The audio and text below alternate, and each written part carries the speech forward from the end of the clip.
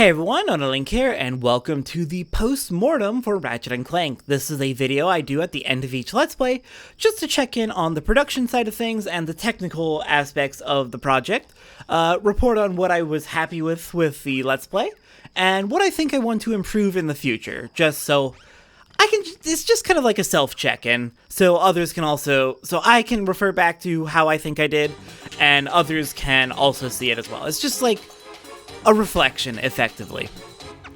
So this Let's Play, I made quite a few changes over Okami. I largely trying to streamline the process to make it easier to get through the editing, because editing was a very tedious process in Okami, and I wanted to speed that up a little bit.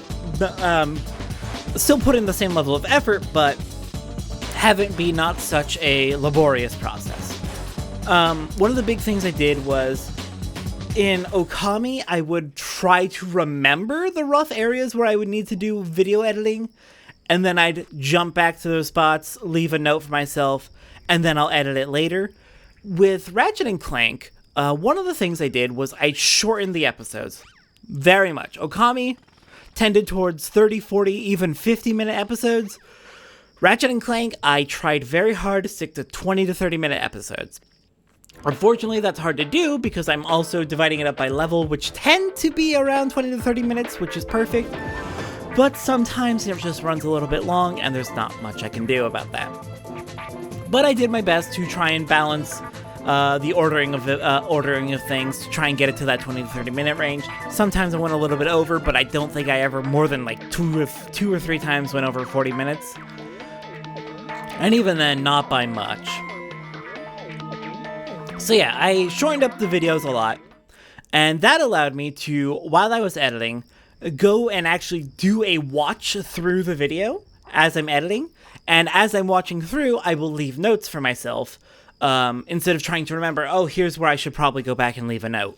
So I would actually be more likely to catch everything that I need to edit or fix or adjust, and I think that worked out much better. It was a slower process for sure, but shortening the videos helped with that, and I think it did lead to a higher quality end product. Hopefully, at least. So yeah, did a bunch of work on that front. For video transitions, with Okami, I extracted the scroll wipe that they use in game, and I rotoscoped it and used that as a custom wipe effect. For this one, I still did that horizontal right to left wipe, but there was nothing really in-game to use for that graphic, so I just did a regular right-to-left wipe, which didn't look too good at first, because it had that hard line between old clip and new clip. That hard line would move from right to left. But I did find a feature in my video editor that lets me actually smooth out that boundary, which is fantastic, because that makes the transition actually look a bit more smooth and natural, and like the new footage is rolling in. And that feels really good. I also added a little whoosh sound effect to that transition, just to, it feels good, it sounds right to have that transition. It's just kind of like, it helps the visuals to match the audio to let you know, hey, there is a transition here. I also added a little notification ding to whenever I have little text information in the bottom right of the screen, particularly when I have corrections to make to something I said, or little extra notes after the fact that I forgot to mention in the Let's Play, or when I'm just kind of ripping on myself and making fun of something silly I did. So yeah, no, that little notification ding I think also helped a lot. Definitely help to let people know, hey, there's a little bit of text info that you can take a look at. I try to make it present enough and loud enough that you could like hear and be like, oh, I heard that notification. There's something on the bottom right of the screen. Without it being so loud and present that it was overwhelming and distracting. And I think it worked out pretty well. I also learned basic color correction. It took a little while to get to this because it was overwhelming at first. The PS2 tends to output a really dark image, and that's not good. It's really hard to see, It's really hard to see when I'm playing the game, and it's really hard to see when you're watching it on YouTube. It's awful. The PS2 just puts out a really dark image. Apparently that's a common thing and not just me. So initially what I tried to do is, my PS2, I use red, green, blue video cables. Older consoles will, instead of using HDMI like everyone uses nowadays, or DisplayPort, older consoles would either use a yellow video cable, or an S video cable, or red, green, blue cables, or internationally, there's also SCART cables and all sorts of different cables that used to be used. But now we've settled mostly on HDMI and DisplayPort. My PS2 would use uses the red, green, blue cables, and with those cables, the way it's set up is the green cable carries the brightness, the grayscale image of the video. The red cable carries the red cyan difference, so how red or cyan the color on the screen is. And the blue cable, I believe, carries the blue-yellow component of the video, how blue or yellow the image is. That's rough and a heavy simplification, so if I'm not entirely correct on that, do not correct me. I am aware. But roughly speaking, with the brightness and with the red cyan and the blue yellow, that's enough to get all of the color information and brightness information across cables to your TV. This signal comes as like an analog wave, so like it's a very smooth, also a tiny bit noisy, but it's a smooth wave that's like higher amplitude is brighter, lower amplitude is darker. And when it goes into my capture card, the capture card takes that signal and it converts it into a digital format, like an actual file on your computer of ones and zeros. And when it converts it to ones and zeros, well, an analog wave is smooth, roughly speaking, and digital is ones and zeros. It's not smooth, so a little bit of information is lost. Not too much to be noticeable, but a little bit of information. Initially, what I would do to brighten up the image is I would go into my capture card settings and I would say, hey, take that green cable, the one that carries the brightness, and I want you to increase it and make it a little bit brighter. Treat it as brighter than it is, which would increase the overall brightness of the image. I didn't realize this at the time, but the red, green, and blue cables all carry a very dark image.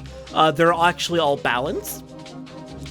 And just increasing the green cable, the brightness, led to the overall image being a little bit desaturated. I didn't realize that at first.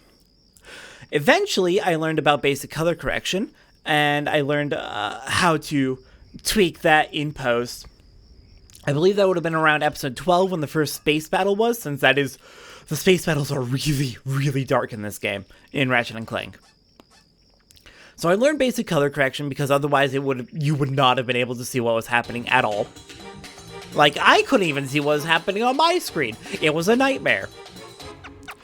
So I learned basic color correction, and I brightened up the image, and I learned how to adjust your whites and your blacks, and all the space in between to try and get it more balanced. And I know it's a lot of a matter of taste, but I hopefully got it to a good level. But at the same time, I noticed that, hey, the image is a little desaturated.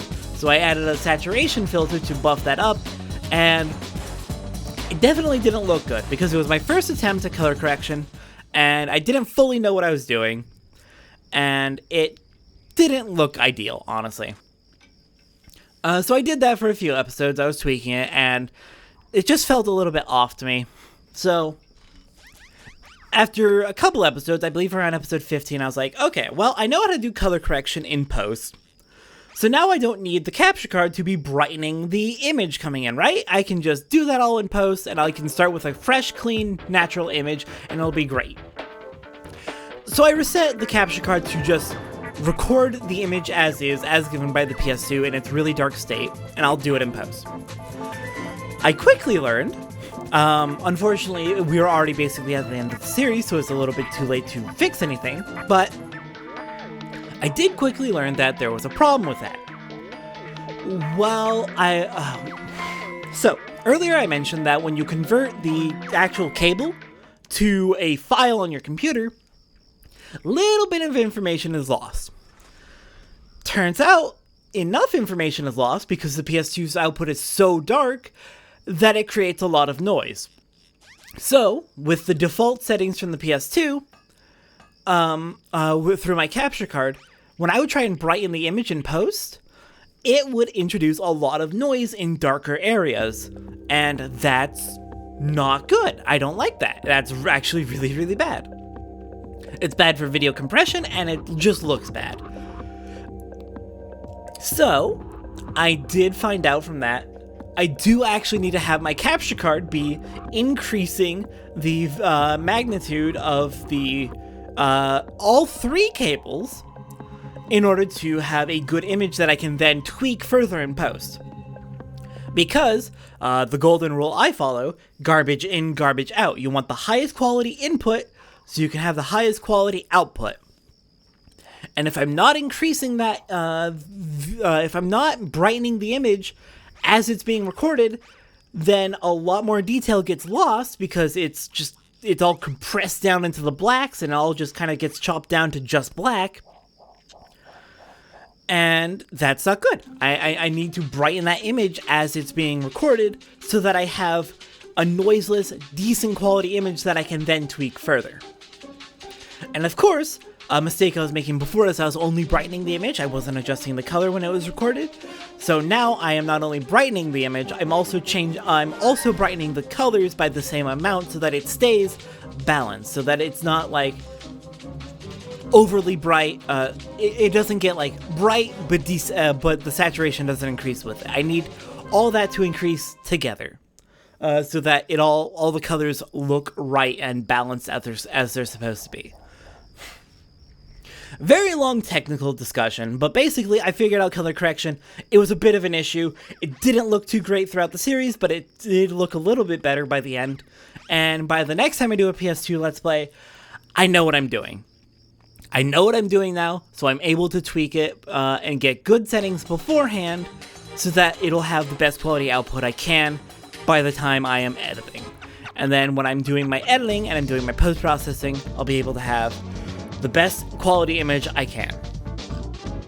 So next, after color correction, microphone. The microphone placement for my Let's Plays has always been wildly inconsistent. I'm very bad at figuring out, this is where my microphone should be so that I sound good, and that's just been an issue to me. Because historically, I've really wanted to be up really close to my microphone, so that, because if I'm not close to my microphone, then the volume of my voice, the volume of sounds drops off the further away you are from the source of the sound. And the further away I am from my microphone, the quieter my voice is, and the more you can hear background noise, and I don't like that. So historically, with much worse mics than I have now, I would sit really close to my microphone, like this close, basically speaking right into it. You can probably notice the difference there. So, I've figured out finally what the ideal distance for my microphone is, how far away I should sit, and I'm sitting roughly at that distance right now. Obviously there's always more improvements I can make to the audio quality of my room, but I'm sitting at the ideal distance right now. Unfortunately, it feels off to me because I'm so used to sitting this close that it feels wrong to be this far away, like something's going to go wrong with the audio. I need to get in the habit of sitting at this proper distance so that my microphone sounds good and consistent. And I'm working on that, and by the next series, hopefully I'll be a lot better at it. I'm already getting a lot better at it, honestly, but for now, it's something I need to keep working on. It's definitely something I wasn't good on with Ratchet Clank, but it's something that I have been getting better with over time. Next up, intros. I got some feedback on the intros for my Let's Plays.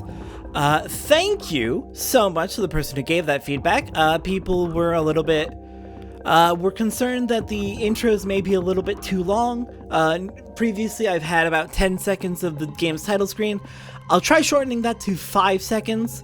That's much quicker, and probably about as much as I need.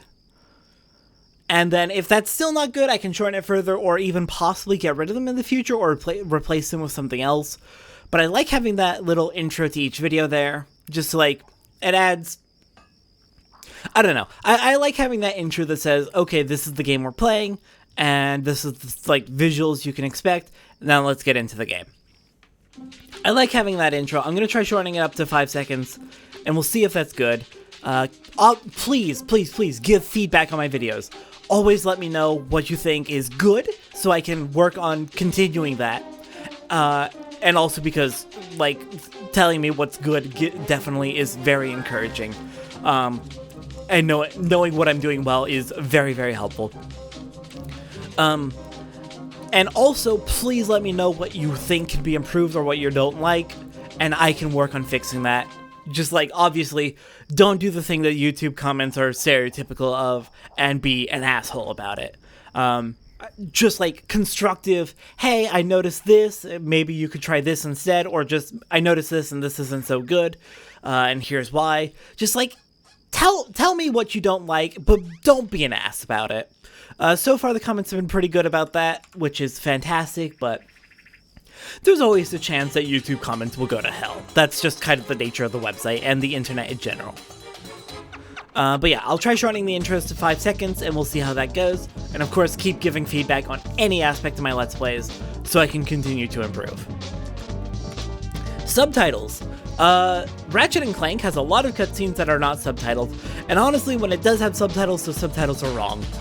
I put in some effort to make sure that I added subtitles wherever they were needed, and I'm pretty sure I got every single cutscene. I don't believe I missed any. Yeah, no, I'm confident I did not miss any subtitles. But I'm going to continue doing that into the future. Any cutscenes that need to be subtitled, I'm going to subtitle.